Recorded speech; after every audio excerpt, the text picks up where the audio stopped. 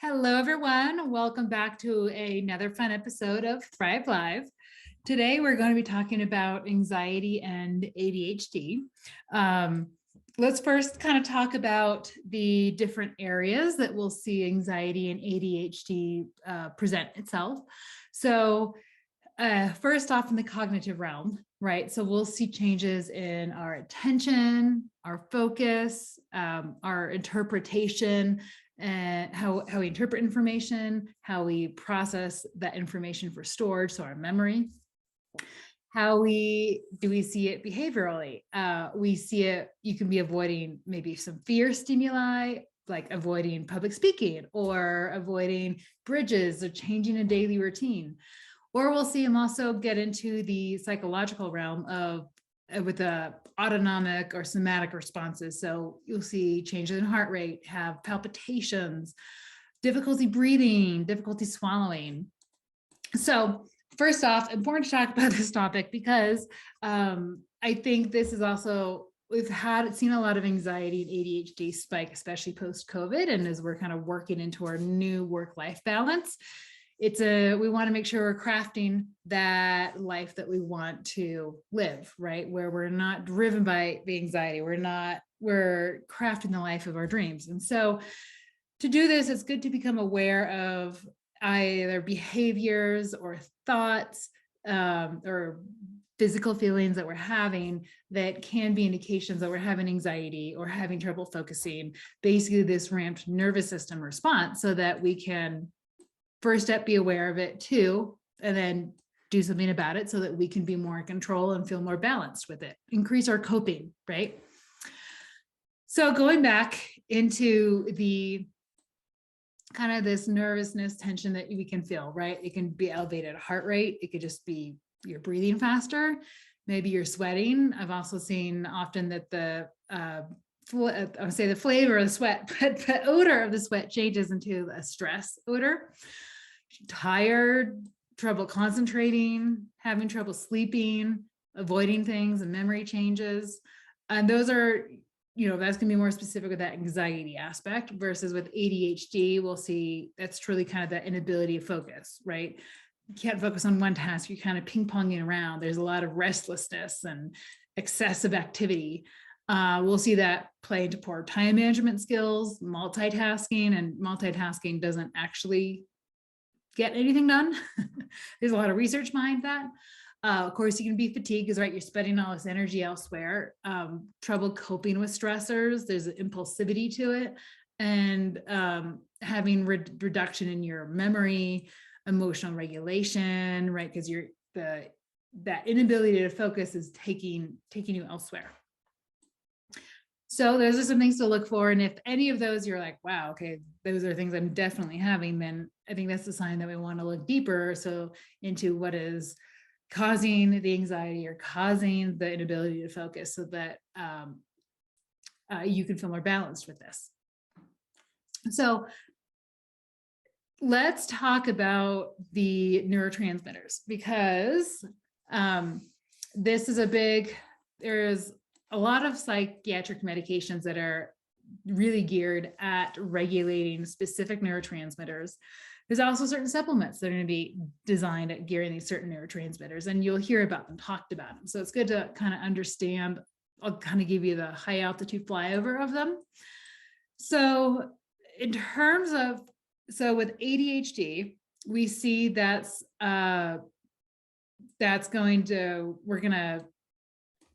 driven more with dopamine and norepinephrine, and anxiety is driven more with dopamine, norepinephrine. We also see changes in the serotonin and the GABA.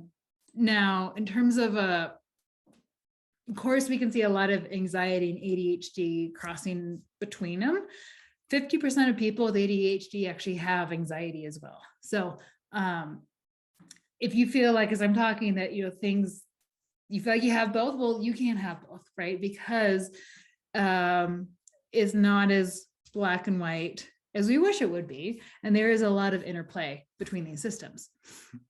So dopamine is what gives us pleasure It's what drives addictions, and also what gives us motivation. So a lot of addictions will be geared towards creating more dopamine in the body.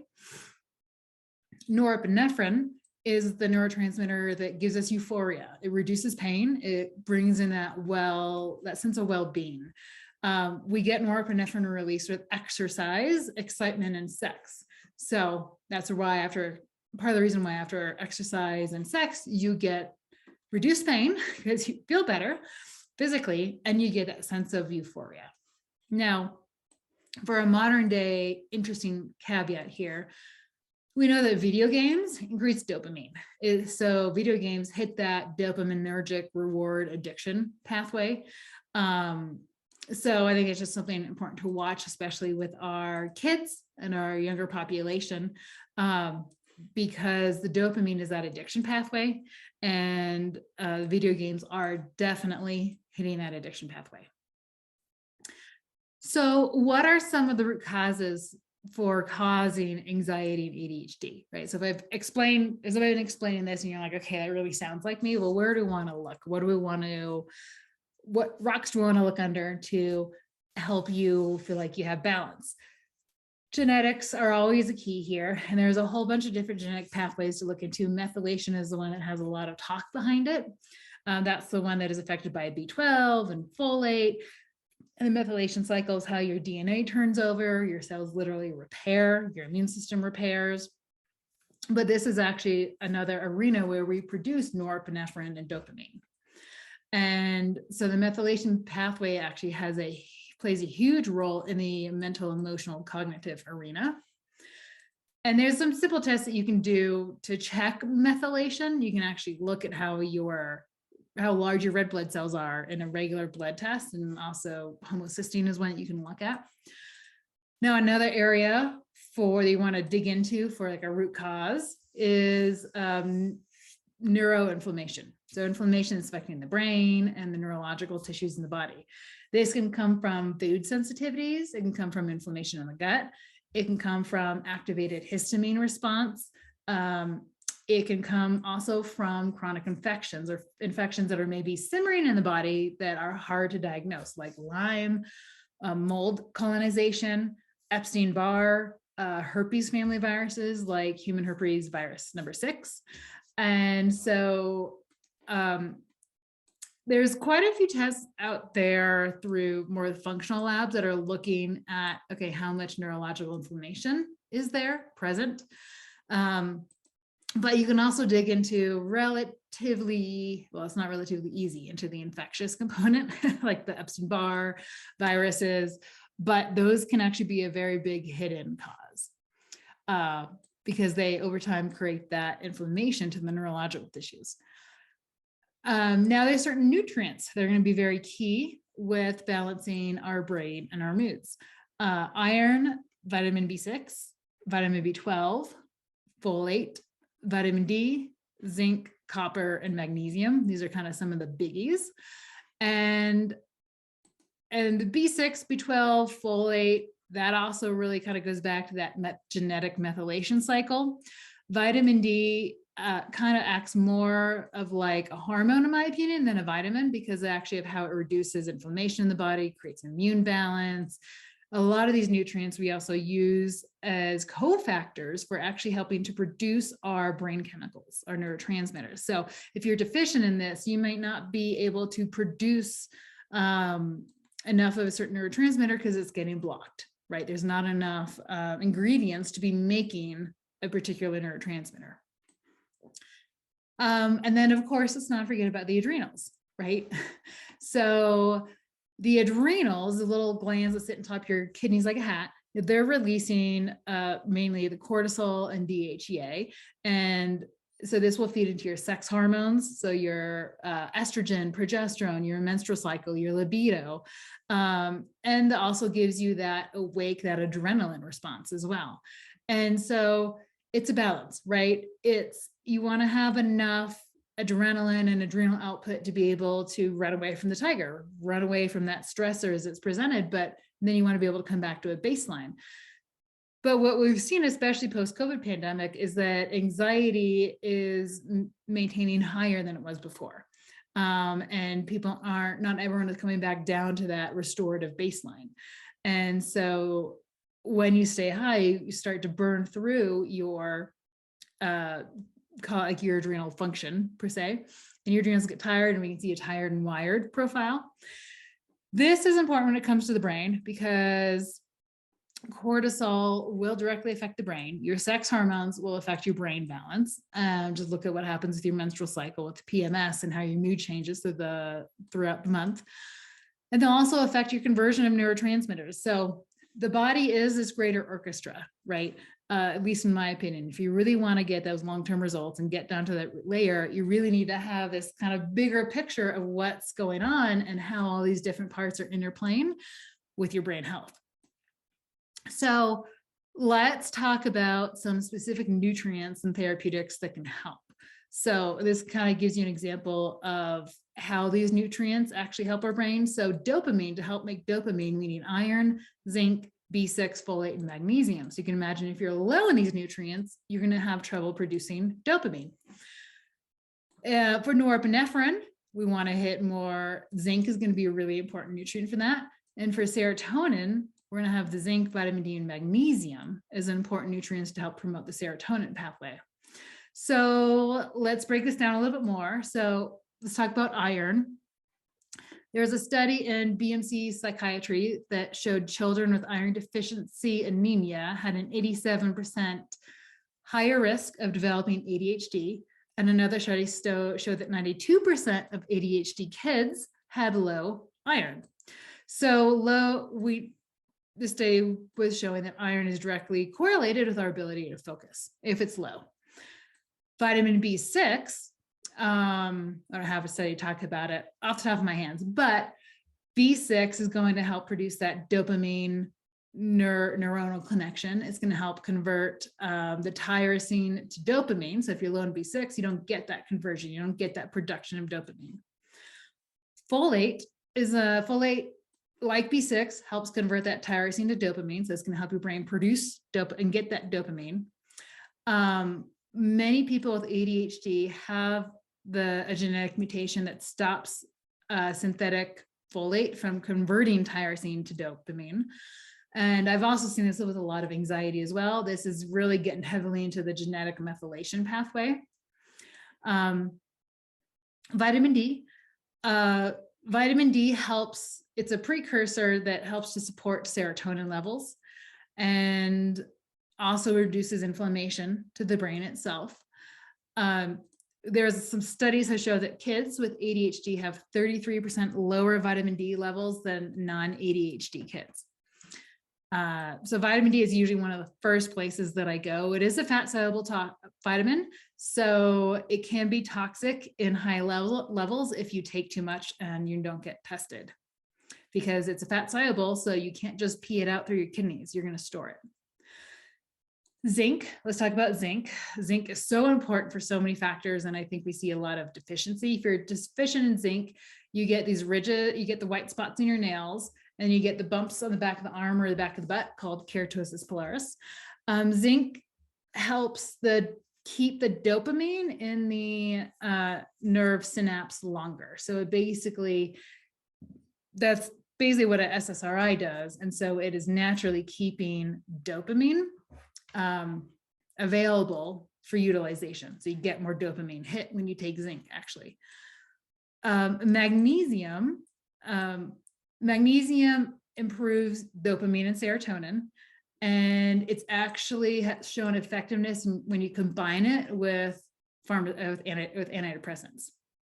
It kind of gives you that more stability in your neurotransmitter receptors. So we're talking basic nutrients here, right? A lot of these nutrients you can get through your food, but if our food is deficient and our soils are getting more deficient, then we'll see the zinc, the magnesium really get depleted pretty quickly if you're not getting enough of those dark leafy greens. Turmeric, let's talk about some herbs. So turmeric has shown to improve spatial memory and helps to modulate anxiety and hyperactive behavior. And And so it is a good, just general anti-inflammatory. It will not be crossing that blood-brain barrier, but it can basically reduce inflammation in the blood so that there's less brain neuronal inflammation. In terms of herbs, rhodiola and ashwagandha are some of my favorites here. So both of them are adrenal adaptogenic herbs, so they're going to be helping to improve that adrenal pathway. Rhodiola helps to improve dopamine, serotonin, and norepinephrine, and balances that stress, fight and flight response system by preventing excessive releases of cortisol, your stress hormone, when you have that stressor chasing you. So it can kind of bring your fight and flight, anxiety response back into normal. Ashwagandha, there's a ton of studies on ashwagandha. We know that ashwagandha can increase GABA in the brain, can increase thyroid conversion. It's going to help that cortisol adrenal balance. So those are some of my two favorite herbs. You'll also see some talk about lithium. Nutritional lithium can improve ADHD, irritability, and the aggressivity, like the aggressiveness part with ADHD. Probiotics, one of my favorite topics because the gut is so important here. And we know that different gut microbiota are going to be producing different, are going to be having a different effect on the neurotransmitters getting produced in the gut and released in the body. We know that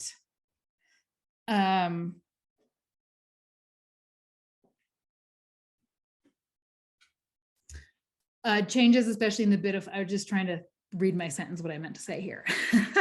It changes in the phytobacterium in the gut. So different levels of that, especially in ADHD, are correlated with changes in the dopamine production of the brain, in the body specifically. So what happens in your gut dramatically affects your brain. If you want to go deeper in that, I've done so many Thrive Live talks on the gut brain, especially recently. I have some really good ones that go deep into that. Omega-3s, let's talk about that fish oil. So we know through research that combination omega-3/6 fatty acids improve ADHD.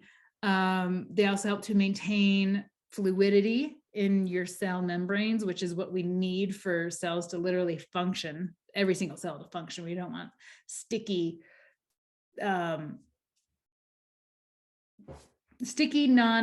trying to think of another word of fluid, sticky dense cells. We want them to be fluid and moving.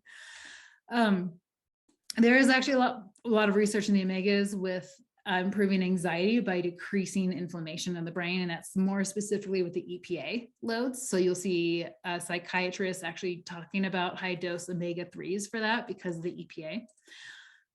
5-HTP. So 5-HTP is a precursor to serotonin and dopamine. And this is something that can significantly help with focus, anxiety, depression. The amino acids get absorbed pretty easily out of the stomach. If you are on any SSRIs, you do want to be careful with 5-HTP because you're hitting the same pathway with that. And so let's talk about some basic diet and lifestyle stuff that we can do. So in regards to the diet, removing the synthetic food additives are really, really important.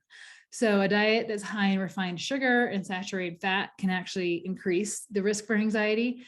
And having high consumptions of fruit and veggies are protective for ADHD and anxiety. I mean, there's so many, anything that's basically inflammatory coming out of the diet. So if you're having a particular food reactivity, if there's a lot of high sugar, or if there are any of the additives into the synthetic foods, the packaged foods, can be directly affecting neuroinflammation and affecting your brain's mental and emotional coping capability. There are correlations between a high fat diet and having insufficient amounts of protein and a high intake of carbs and sugars, increasing the severity of anxiety. And I've seen that with a lot of patients too. Part of it comes down to blood sugar stability. If the blood sugar is not stable, then and it's starting to crash, your neurological instinct is to wake you up, get a little bit of the stress hormone going in your body so you can go out and forage and hunt. It's a very old neurological response from the caveman days. So if your blood sugar is not balanced and there's not enough protein, not enough good quality fat in there, and it's crashing, it dramatically increases your anxiety. It's one of the first things I do with anxiety patients. Exercise. So exercise, aerobic and moderate intensity is shown to improve ADHD, anxiety, and especially helps with the executive functions of ADHD. And of course, we know that like we were talking about, that the exercise will release the norepinephrine, which is your euphoria. Sleep is really important, and it's impactful with the circadian rhythm in the body. And when that circadian rhythm in the body is disrupted, it really disrupts sex hormones, our anxiety response, our cortisol. And so regulating our sleep is actually really, really crucial for anxiety, ADHD. And so we can see more sleep disruption with patients with anxiety, ADHD, depression, right? Sometimes it's like, well, what came first? Is it the chicken or the egg? Was it the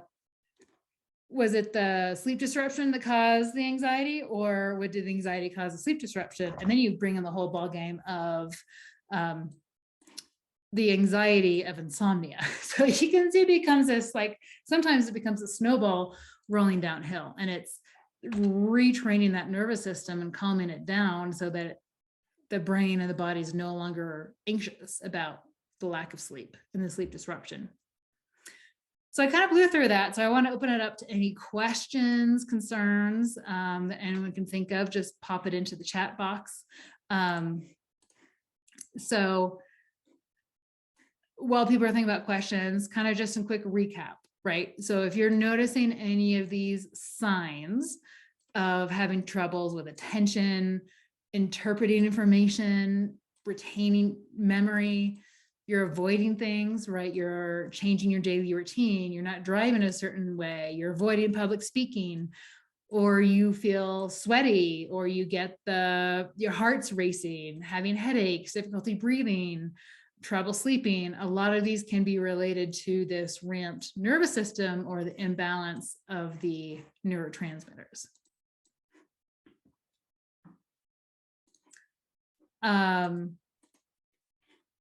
And so these neurotransmitters,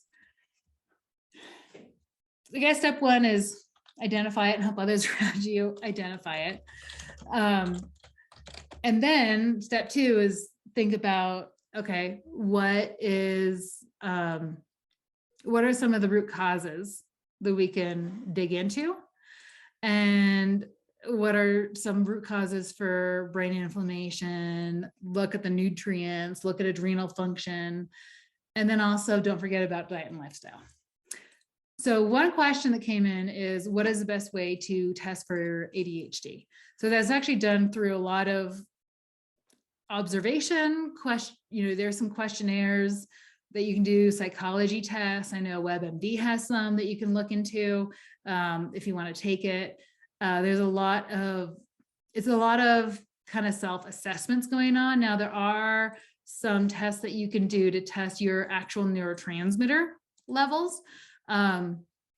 Historically, that's been a little bit of a controversial test because your neurotransmitters aren't stagnant. They are constantly changing throughout the day.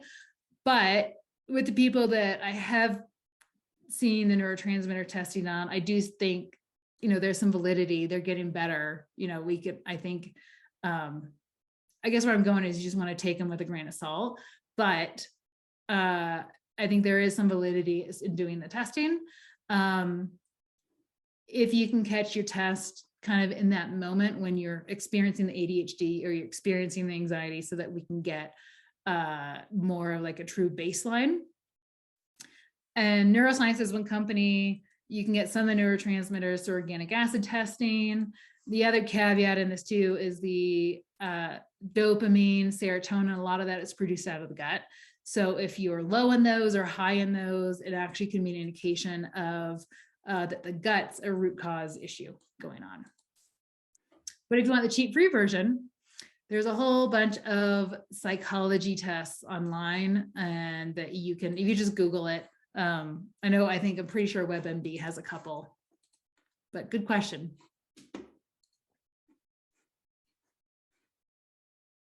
Let me know if there are other questions come through. I'm just going to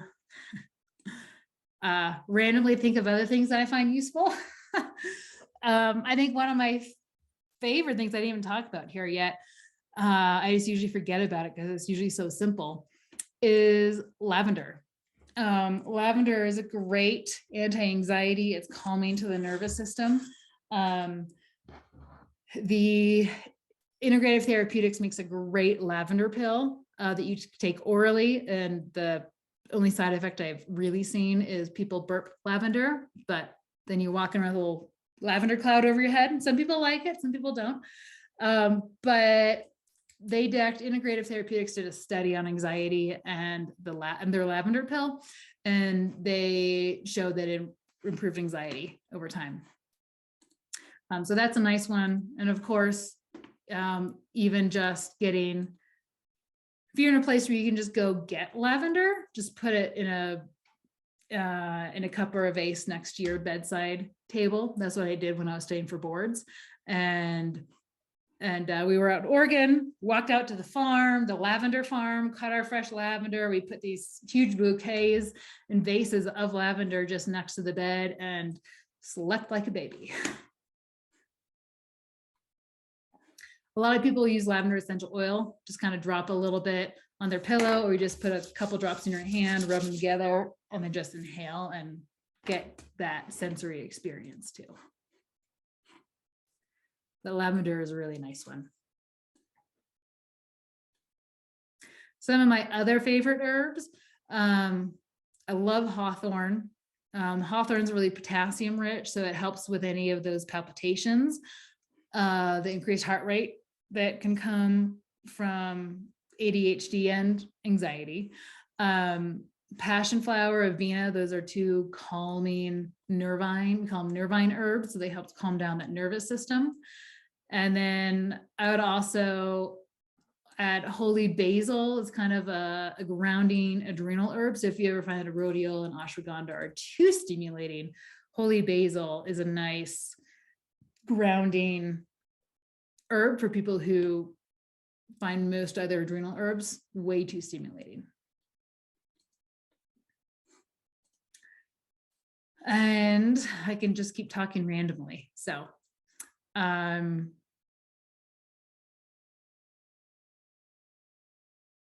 a nutrient standpoint, I would say, the really big takeaways is get your iron checked, get your vitamin D checked, and majority of people, I would say, are actually mineral deficient. Probably a combination of our food and soils just becoming more mineral deficient, or inability to digestive inflammation, so inability to break down and assimilate those nutrients, or they're just not eating enough nutrient-dense foods. Any breakdown along that pathway is going to affect the minerals. The minerals are used as cofactors in so many different biochemistry pathways in the body that, of course, clearly we need them, especially the zinc, magnesium for these neurotransmitters. We'll get a lot more studies on those, but we're going to use them for detox. We're going to use them for hormones. We're going to use them for thyroid. They're really used vastly throughout the body. And then vitamin D. With vitamin D, if you feel like your vitamin D never actually goes up and you keep taking it, it's usually pretty decently absorbed because it is a fat soluble based vitamin. But when your serum vitamin D refuses to go up despite supplementation, I usually think one of a couple things is going on. either your immune system is so activated and there's so much inflammation in your body that it's just churning through the vitamin D, or there's something that's breaking the vitamin D receptor, like mycotoxins will actually break the vitamin D receptor so that you actually have to flood in vitamin D to get the vitamin D receptors to actually start to work again. So never just take a low lab for an answer. Always seek the root if you can, without driving yourself too crazy. All right, well, that's all I have to chat about today. If there's any other questions you guys can think, just send them through. Next week, I'll be out because I'm moving my dad into long-term nursing home care.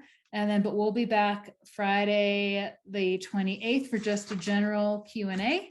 You can either email your questions in ahead of time, or you can just bring them if you're able to make it live. So I hope everyone has a wonderful rest of the day and have a great weekend.